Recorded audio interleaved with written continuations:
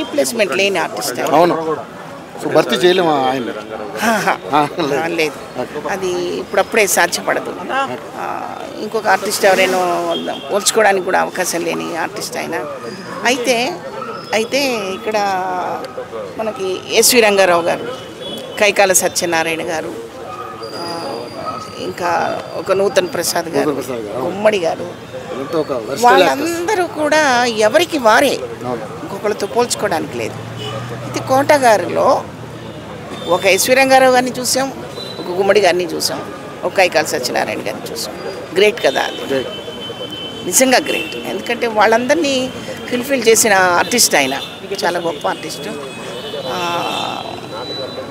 అయితే ఇక్కడ అదృష్టం దురదృష్టం రెండు చెప్పుకోవాలి. ఈ భూమి మీద ఏ వ్యక్తికైనా ఒకసారి మరణము, ఒకసారి జననము, ఒకసారి జననం, ఒకసారి మరణం, ఒకసారి ఉంటుంది. ఆర్టిస్ట్కి మరణం లేదు.